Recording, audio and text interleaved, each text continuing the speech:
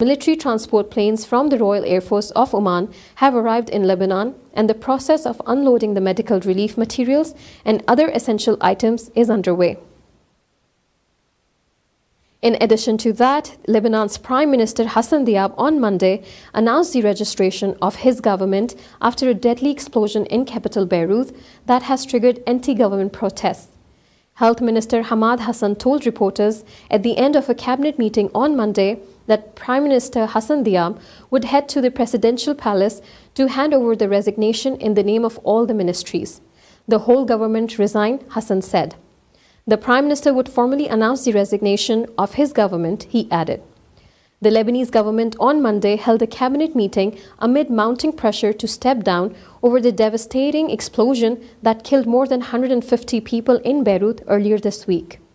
Protesters and critics of the government have blamed corruption and poor leadership at the heart of Lebanon's government for the explosion. At least 9 members of parliament have resigned since the blast, with many more ministries and ministers wanting to resign, Reuters reported, citing ministerial and political sources. It's time for a quick commercial break, but stay tuned, as in the next session we'll have the journalist from Lebanon joining us to tell us more about the tragedy that has stricken the capital of Lebanon, Beirut. So stay tuned.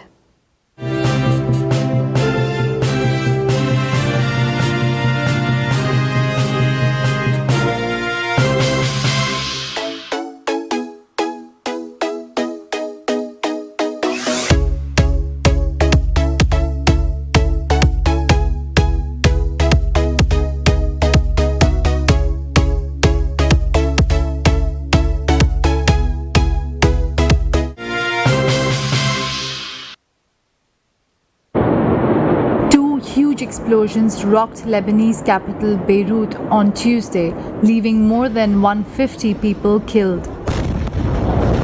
The blast rocked the port of Beirut at around 6:10 p.m. local time, causing massive casualties and damages. Explosive chemicals stored at the port of Beirut may have caused the explosions, said Lebanese Interior Minister Mohammed Fahmy. Following the blast, thousands had taken to the streets in anti-government protests. Police confirmed that shots and rubber bullets had been fired at the scene of demonstrations in central Beirut against Lebanon's ruling elite. However, it was not immediately clear who was responsible for firing them. Around 10,000 people gathered in Martyrs Square in the city centre, some throwing stones. Riot police subsequently fired tear gas at demonstrators trying to break through a barrier to get to the parliament building.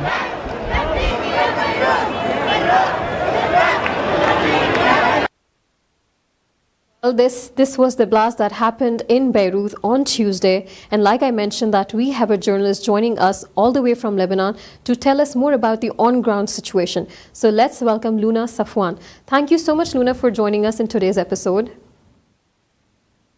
Thank you for having me, Madiha. Luna, you are right now in Beirut. You have been witnessing everything as the first-person account. Can you tell us a little more about the situation on ground at the moment? The situation on ground is moving slowly from being a situation surrounded by destruction and by a lot of grief, a lot of heaviness. It's moving towards the situation where people are actually just trying to rebuild and clean up has been damaged exactly a week ago. People are not exactly happy. People don't exactly understand what happened. No one has processed this yet, but they are trying as much as they can to pick up the pieces and to protect, what's left of their homes. So, Luna, do you think that people are still in the state of shock, although it has been a week now? I know from myself and from people I've seen, friends, people I interviewed on the street, that everyone is still in shock. no one really understands what happened. No one managed to digest this yet or to deal with it. All what we know is that one way or another, people's houses were damaged, loved ones lost all of their belongings, some people have lost family members, but still trying to make it day by day. And I think that for now, for the people who are trying to make it day by day and to clean up their houses, or those who are sadly still looking for their missing members of the family or friends, they're still in a state of denial, and yes, not yet deal with what this means for them and for Beirut. Luna, you just mentioned that the houses have been destroyed and people are still missing, and the people who have survived the blast are still looking for their members of the family, or even collecting the pieces of what is remaining in there. During this time, what do you think are the main challenges that people are facing? We have a challenging economic situation in Lebanon. We have an inflation in prices. So what people are looking for right now is the community support. And this has been amazing. It's been heartwarming because you would walk down the streets in Beirut, all of the damaged streets, not in one area, but in several areas. And you notice that people either donating or helping.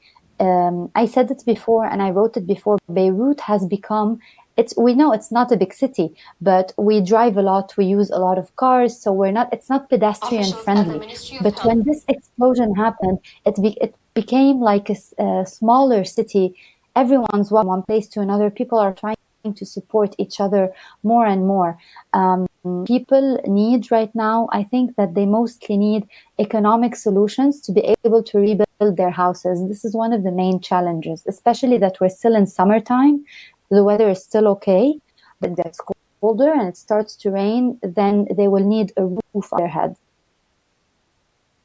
And in this time of need, you said that people are actually coming together. And like you said, I have been watching the news. I have been religiously following the news since the blast took place on Tuesday last week. The unity that the Lebanese people have shown is extremely commendable. I have seen people coming from different cities, different places, coming together, helping to clean the debris, trying to locate people, providing food, providing water, first aid. So this is actually very heartwarming to see that the people actually are standing for themselves and as well as for the other people who have suffered. Luna, talking about reaching out to people and how one can help, how do you think people outside can come and be a part of this initiative? Like, how can they come and help people in Lebanon right now? Donations to civil society organizations and to different entities that have announced in a trans way that they're gathering donations online. And in a time in Lebanon where everything is online, so you can follow up on anything online. This is the best way to support in donations and highlighting what happened in Lebanon, for it not to become another case, another cold case, because people are not numbers here. Lives were lost, homes were lost and were destroyed. So the best way to do is to advocate more for more support to the civil society that's been implementing the efforts in the streets. You have a lot of volunteers groups. We have a lot of images that are from Lebanon. Regardless of how painful this time is, it's still very painful for all of us. But when you go to the street and when you watch these initiatives, it is heartwarming. Also encouraging to volunteer. If anyone has been, any Lebanese or any person from abroad has been planning to visit Lebanon for some reason, it's important for them to highlight what's happening here, to tell the stories, to convey the story, maybe to volunteer. And again, a lot of donations, especially for entities like the Lebanese Red Cross or to the hospitals that have already been lacking medical equipment since the start of our economic crisis, even before this explosion. I think these are the main vital ways to support help. I really appreciate like how calm and composed you are right now, and talking about the initiatives and about the positivity and the positive vibes that people can actually bring right now in this time of tragedy. On this note, let's have a look of this video that we have of the protesters in Lebanon taking over the ministries. On Saturday, 8 August, Lebanese protesters stormed the country's foreign ministry as they vented their anger against authorities over Tuesday's deadly explosion in Beirut, which killed at least 158 people and injured thousands. "We are taking over the foreign ministry as the seat of the revolution," Sami Rama, a retired officer, announced by loudspeaker from the ministry's front steps. "We call on all the anguished Lebanese people to take to the streets to demand the prosecution of all the corrupt." He appealed to the international community to boycott the government. Protesters burnt a portrait of President Michel Aoun, a representative for many of a political class that has ruled Lebanon for decades and that they say is to blame for its current mess.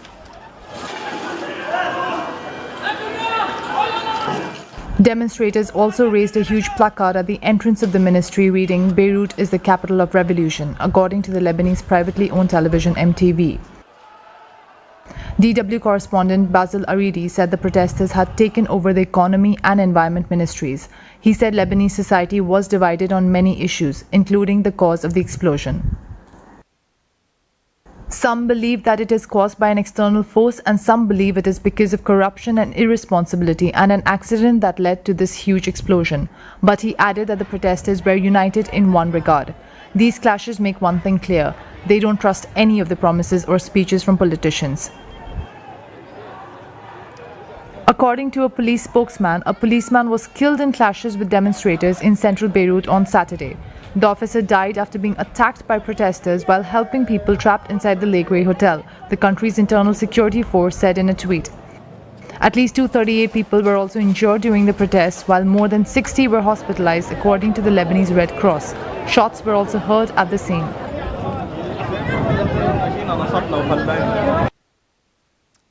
So Luna, we have been seeing the videos and we have been constantly following the news, and it is, to be honest, it's very sad to see that people have come to this point where they really don't care what's happening around. And I also wanted to know about the sentiments of the people when they heard about the resignation of the Prime Minister Hassan Diab last night. How were their sentiments? You can notice in the streets in Lebanon when you talk to people, or if you just the street and stand aside and listen to what people are saying or to the anger, you can notice and understand that what they feel is that every single politician, regardless of the sides, regardless of the affiliations, every single politician that they elect has failed in a way. There's anger, but there's also sadness and disappointment, because Lebanese heard over the past few years a lot of promises, especially in the past few months from this new government. This is why the resignation did not come as a surprise. There's a saying that everyone was talking about and was comparing in Lebanon. They said that if somewhere abroad a dog dies because of a street accident, the government or the responsible minister would resign. So it's the least that the cabinet could do. So it did come it came a bit too late, but it wasn't a surprise. However, people remained in the streets after the resignation, and this only means that people want more. So it's not really about the politics here, it's about accountability, because the people who are responsible for this disaster might not be directly affiliated to any political parties. They might be people who work in different locations and are experts in different fields. So accountability is in demand. Of course, there are different political demands, but accountability when it comes to this specific disaster that happened in Lebanon, this is why when the resignation happened, people in the streets until they were eventually pushed back by security forces. Okay, Luna, talking about the sentiments of people, what do you think are their expectations now that the government actually has resigned? What do you think they expect now?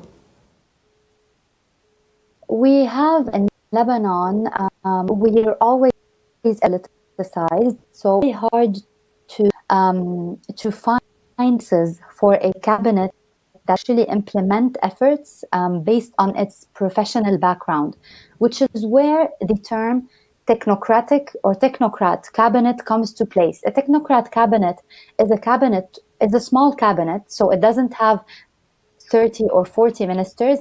It has a certain number of ministers, each is expert in their own field. So these are the expectations of the protesters now, because now Lebanon needs to pick up the pieces. We had an explosion, so we need reconstruction, we need economic solutions, and we need international aid. Who's going to regulate that? Who's going to implement and where? Obviously, the government in place right now that does not do this. So we need the technocrat government where people who have certain expertise can take on ministries and can join efforts to implement changes, and also to make sure that the accountability process is transparent enough in Lebanon, and that we would know as Lebanese what and who caused this explosion. So these are the priorities. Luna, you just mentioned that the government has already resigned now, and people actually are going to nominate somebody from the common people, if I'm not wrong, to come and take responsibility in the meanwhile, unless the government comes in, the new government comes in. How do you think this process is going to go? How does it go in Lebanon? Can you tell us a little about it? It's very political when it comes to the name of someone to take on the cabinet. So usually we have, there are different sects. So the person who will take on the presidency of the cabinet, the prime minister, should be from a certain sect.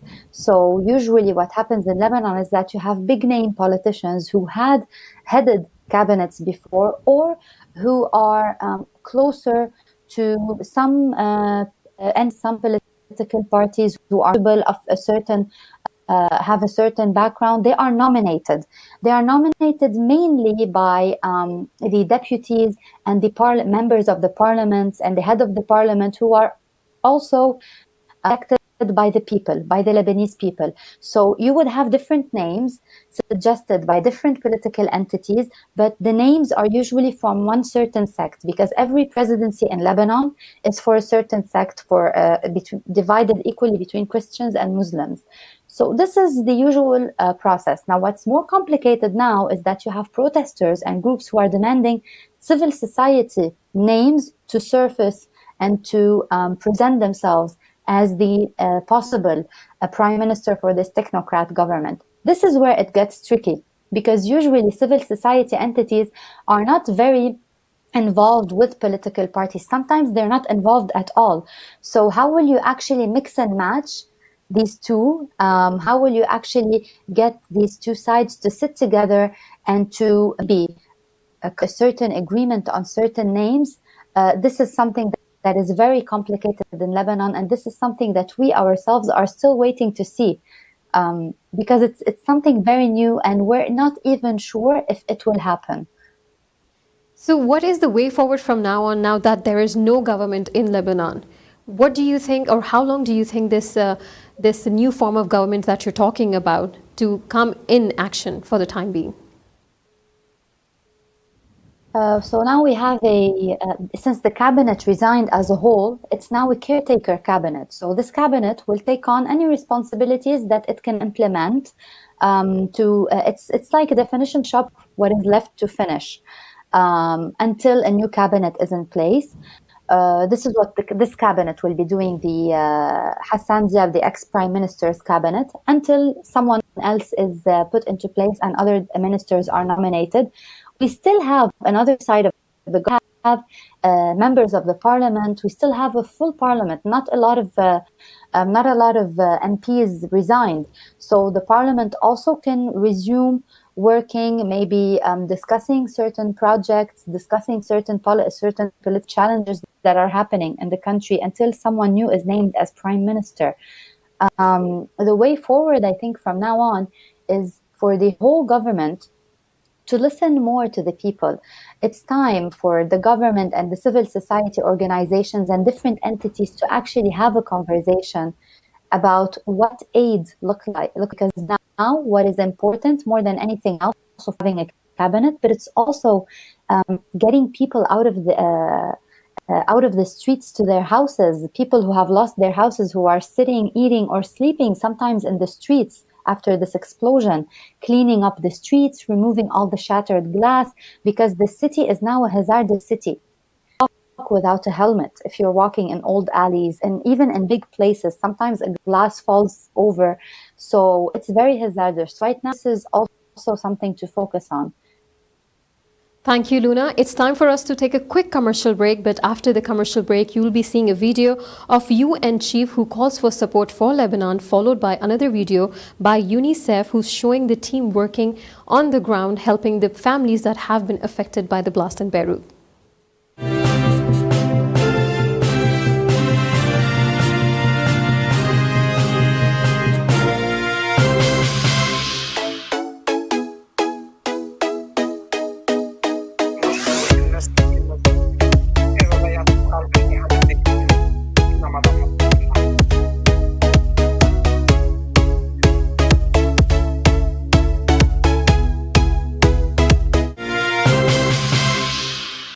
I call for robust international support for all people in need in Lebanon, especially women and girls who are most vulnerable in times of crisis.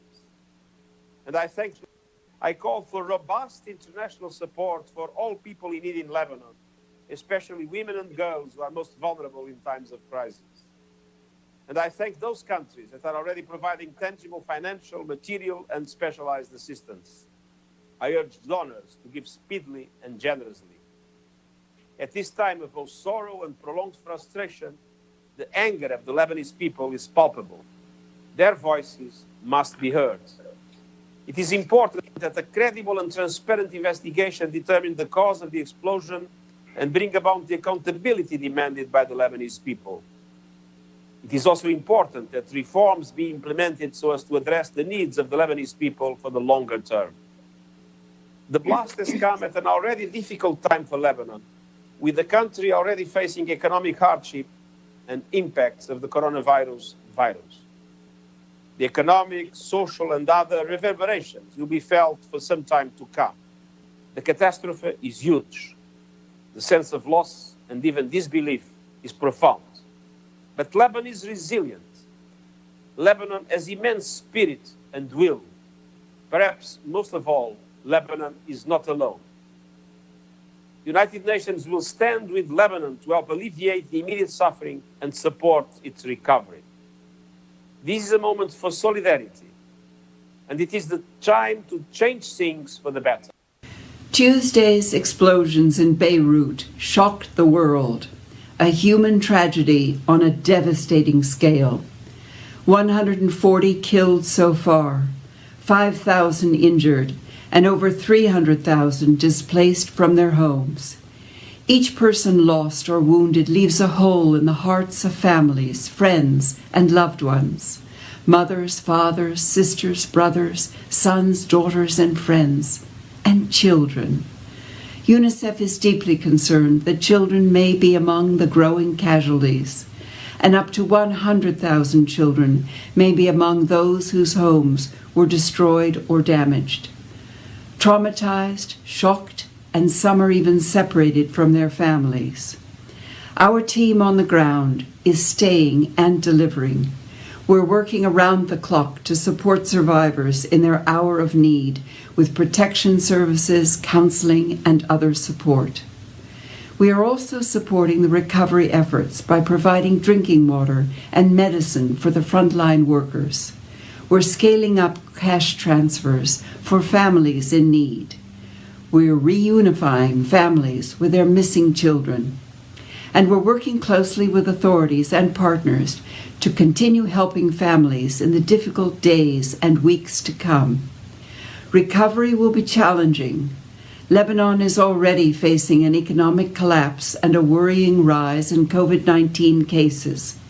The systems that people count on, health, nutrition, water, and protection, are already stretched to the breaking point, and at least 12 medical facilities were affected by the explosions.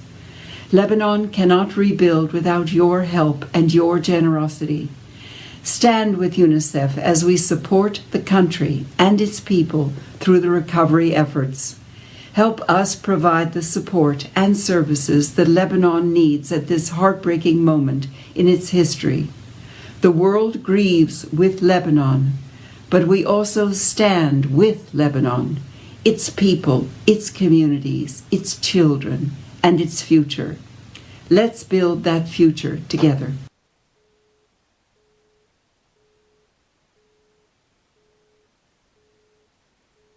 Welcome back to TTV. You're watching Outline with us, and in conversation with us today is Luna Safwan, a journalist from Lebanon who's reporting live of what the situation is like in Beirut currently.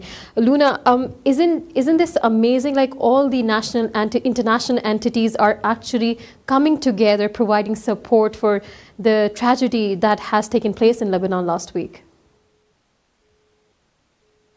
I think that the efforts are very important, and it's very important to getting to which extent people love the city, that they're willing to put everything on hold, to go and volunteer and support in the aid distribution, either by local or international entities, or even by themselves volunteering to plan how they will clean houses which are safer, houses are falling apart, who needs an extra place to stay. I think that the community here always comes together when a catastrophe happens, and sadly Lebanon is used to these challenges because we barely had any moment of rest, at least since we were born, since my generation was born. So yeah. Luna, I actually intended to ask you about the situation in Beirut before the attack on the ministries. How was it like? Because, we're still in the middle of the COVID-19 pandemic across the world.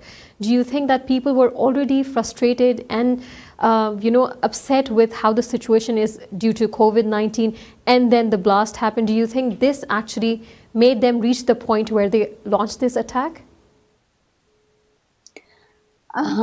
People in Lebanon have nothing to lose anymore. You have a pandemic, a worldwide pandemic. You have shortage in medicine and in hospital beds. You have an inflation and an economic crisis that's been happening for months. So Lebanese people have been trying to cope. Really, we had around 2 weeks of calmness, I would say, and then numbers of 19 cases have started to rise again. And talking about, I just remember there are numbers of COVID-19 to check for the past few days, because it's been very overwhelming that we're even forgetting that there's a pandemic. When the numbers started to rise, the government gathered and had a meeting, and they decided to reimpose partial lockdowns on Lebanon because of these cases. Exactly a week before the explosion. So there was nothing happening in Lebanon on the ground before that, because really the numbers of coronavirus cases were doubling. People just really wanted to go back to casualties and numbers that are relatively low to be able to contain the situation in the middle of this economic crisis. When this explosion happened, I think it triggered everything. Attacks on ministries, going back to the streets, being violent, protests turning into riots, because Lebanese already lost everything. We almost lost the whole city, and the whole city is destroyed. So what else is there to lose? This is how Lebanese are thinking right now. Yes, Luna. You just said that this blast actually triggered. I mean, the COVID-19 situation was already there, and now the blast was literally the cherry on the top for people in Lebanon now.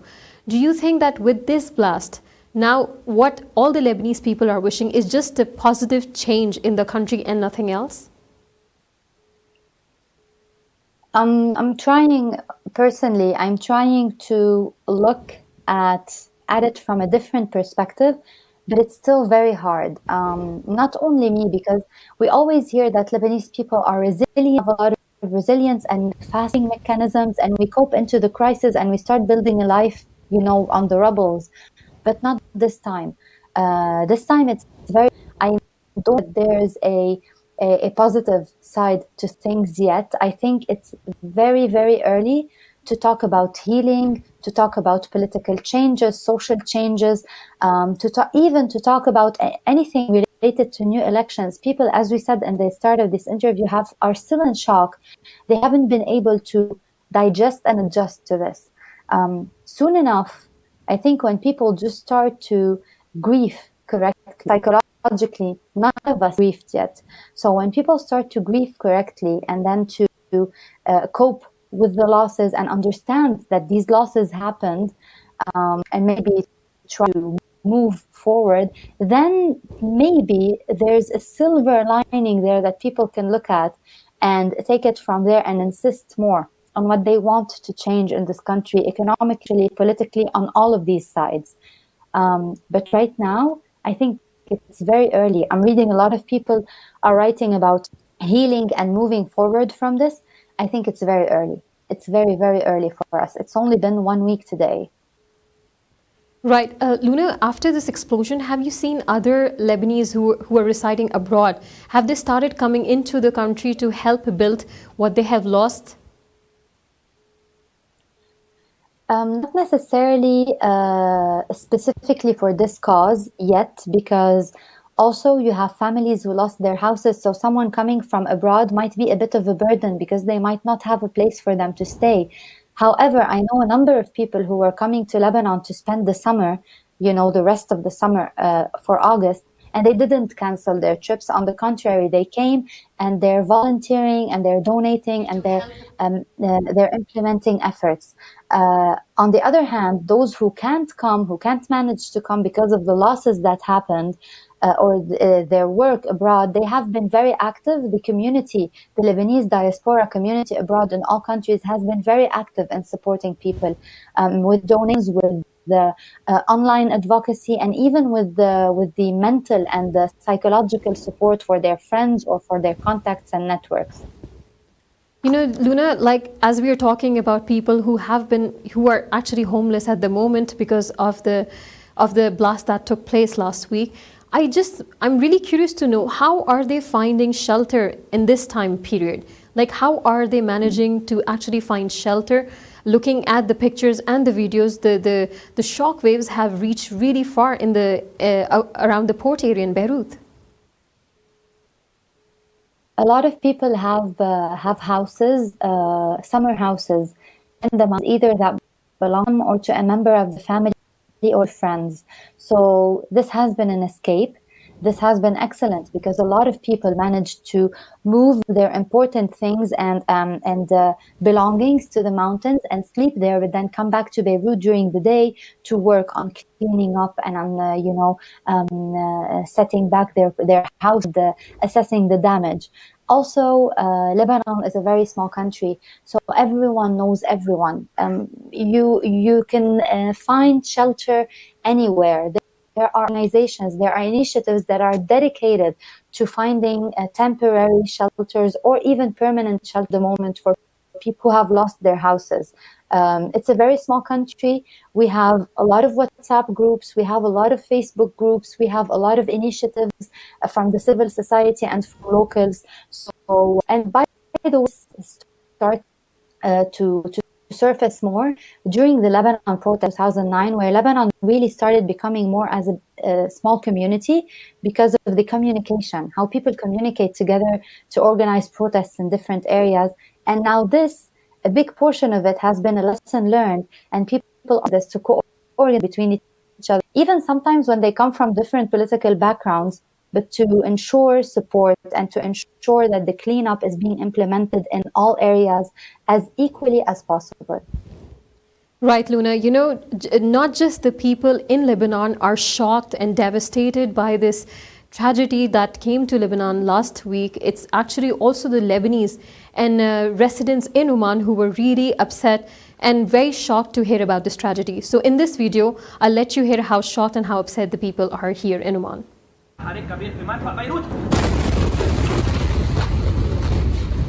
Lebanese expatriates living and working in Oman have expressed shock and disbelief at the explosion that ripped through the port of Beirut, causing billions worth of damage, leaving at least 140 people dead and thousands more injured. Although the cause of the tragedy is still to be determined, immediate speculation points to the detonation of 2,750 tons of ammonium nitrate, which exploded on 4th August 2020 with such force that it obliterated the immediate area. The shockwaves from the explosion left in their wake untold destruction in Beirut neighborhoods that surrounded the port, with the impact causing windows to shatter and building structures to crack, raining debris and injuring many of those who were unfortunately caught in the area. The Lebanese people have had enough problems. Honestly, we are sick of all the troubles and conflicts we've been having. We Lebanese are peaceful people who just want to live in togetherness. Is that too much to ask for? The people of our country are friendly, but it is the heads of the different political parties that cause these problems. It is said that an investigation is going to take place to find out what really happened, but I will not be surprised if there is a political reason behind this. Honestly, if we find out that there was a political motivation for this, then our country will die. Another Lebanese resident of Al Quwair said that the home of his cousin, who lives in Beirut, had suffered significant damage from the massive blast, causing him injuries that required him to be rushed to the hospital.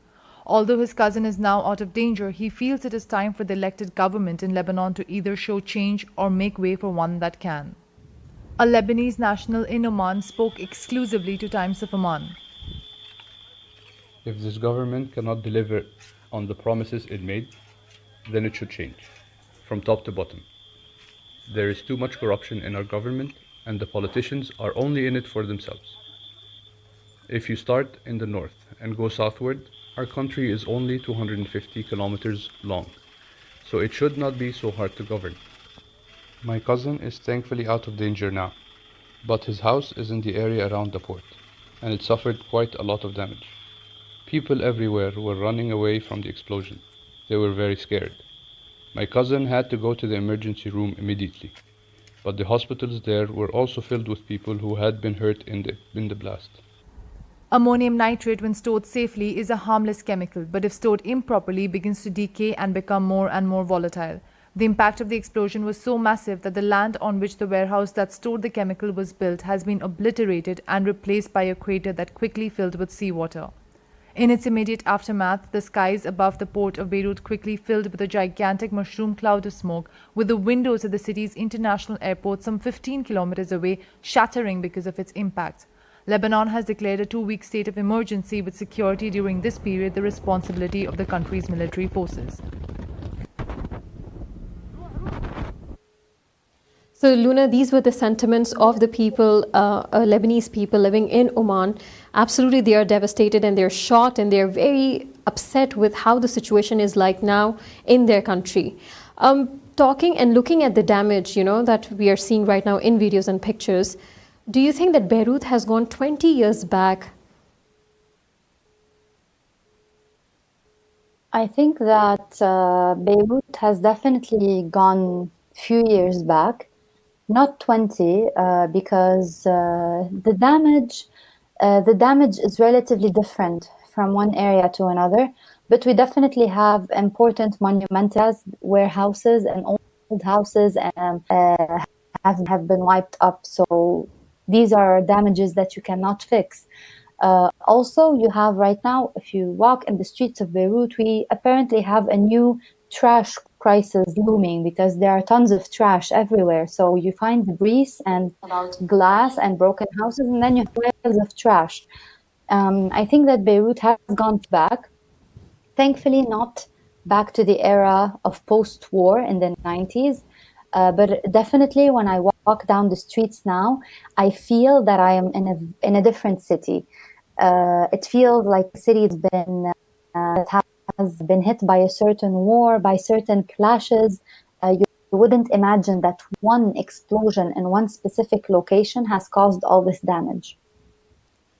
Luna, how long do you think it will take for the capital of Lebanon, which is Beirut, to restore what it has lost? Do you think people coming in together will actually help build Beirut faster, and all the international entities that are joining hands in support of Lebanon? The people coming together will definitely help Beirut reconcile with what happened. They will definitely help in the cleaning process. However, for rebuilding streets and areas that have been and houses been impacted. This will need governments. This will need municipalities to follow up on this. This is not something that people can do, even if they have the donations to do it. Regarding the Beirut port, there are a lot of international entities that vowed to be the ones to take responsibility for contributing and supervising the reconstruction of it. So I'm pretty optimistic about the port, but I'm not very optimistic about about rebuilding the city and returning into the state that it was at months before, because everything takes time in Lebanon. So it might take up to 2 or 3 years for the city to be able to look like itself again. Luna, we have unfortunately come towards the end of our show for today. But before you leave, I would really ask you if you have something to share with the Lebanese nationals residing in Oman and even across the globe, if there's something that you would like to convey to them.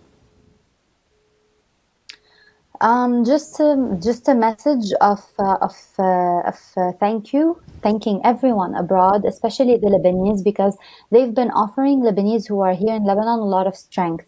And the donations and the initiatives that have been surfacing from abroad have supported these a lot here. We're not able to process things and to plan things correctly, but for someone who's abroad, they might be able to look at it from a wider perspective. And I think that this is one of the important things that we're experiencing now. The support of the Lebanese diaspora has been really, really important, especially in this crisis. So just a message of thank you to all of them for all of the support. Thank you so much, Luna, for taking out some time and being available today to be on the show and tell us the actual situation of Beirut and people that are suffering right now. Thank you so much once again. Thank you for having me. Thank you. Thank you to all the viewers and listeners who have joined in today's episode. We'll be back again tomorrow with more news update your way. So stay tuned and keep watching TTV.